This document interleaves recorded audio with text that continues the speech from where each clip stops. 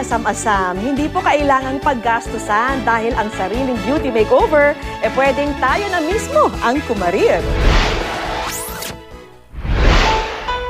Patunay sa kakikayan nating girls ang pagkahilig natin sa pagpapaganda.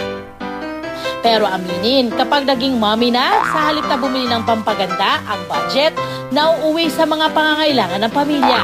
Kaya ang beauty, paano na? Natural lang sa ating mga kababaihan ang magpa-beauty. Pero paano kung walang budget? Siyempre, huwag kayong mag-alala mga mami at sa mga ladies out there dahil may ibibigay kami sa inyong affordable and easy pampa-beauty. Ang mga alternative beauty product ang isi-share sa atin ng beauty expert na si Rachel Chispa. Ang humihingi ng saklolo, itong 29-year-old government employee na si Ivy. Bukod sa hilig daw niya ang pag-makeup, mahalaga rin daw ito sa kanyang trabaho. Frontliner kasi ako, so kailangan presentable ako sa mga kliyente ko. Pero dahil meron ng pamilya, lumiit na raw ang budget niya para sa makeup. Tight budget, 2 ang anak. So, kailangan, isipin mo muna yung mga pangangailangan ng pamilya mo bago ang sarili mo. Ang lipstick ang isa sa mga pinaka-basic at pinaka-importanting makeup product. Malaki kasi ang nagagawa nito para magmukhang fresh at blooming. So, Ivy, di ba lahat naman ng babae mahilig maglagay ng lipstick? Oo naman, kasi pag wala kang lipstick, mukha ka naman patay, di ba? Ayan, tama. Kung kapos sa budget, may solusyon kami riyan.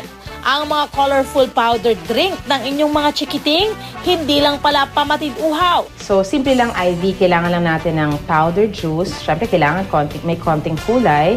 Tapos, konting tubig. Ayan, tapos imimix natin siya. Basain lang ng kaunting tubig ang powder juice para lumabas ang kulay nito.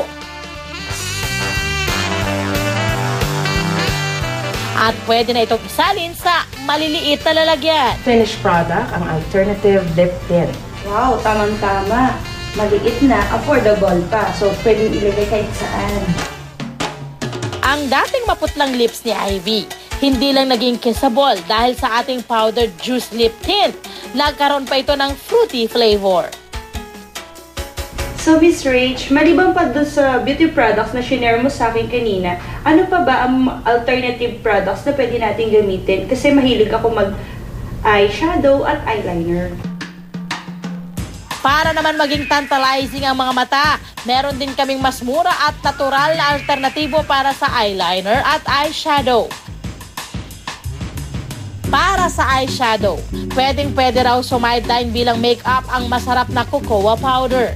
Natural kasi ang kulay ng pigments nito na hindi harmful sa ating balat. Kailangan din ng arrowroot powder o oraro starch na gentle din on the skin. Maghanda rin ng all-around virgin coconut oil.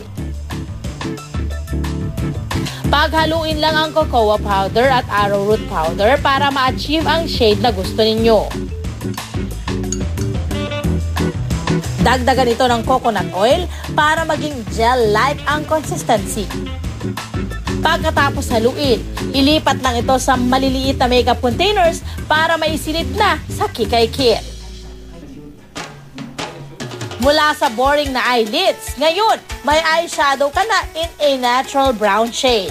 Sino mag-aakala na cocoa powder ang ginamit nyong eyeshadow? Siyempre, hindi kumpleto ang eye makeup kung walang eyeliner. Para rito, gagamit tayo ng tinatawag na activated charcoal o heated charcoal na mas pino at mas malinis kaysa normal na uling. Non-toxic din ito kaya naman approved sa ating skin.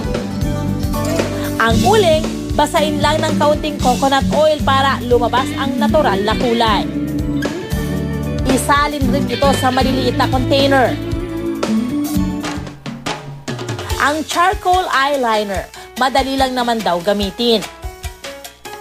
Gumamit lang ng eyeliner brush at linyahan ang lower and upper lids para lalong ma-define ang hugis ng mata. Ang resulta, kaakit-akit na mga mata.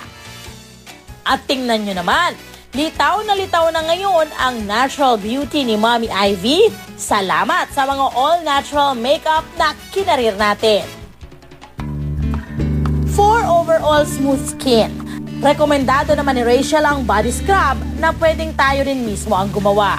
Kailangan lang ng rock salt para ma-exfoliate ang balat at coconut oil na may moisturizing effect.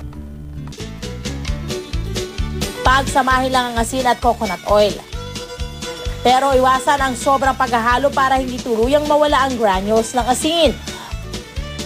Pagkatapos, pwede na itong ilipat sa jar.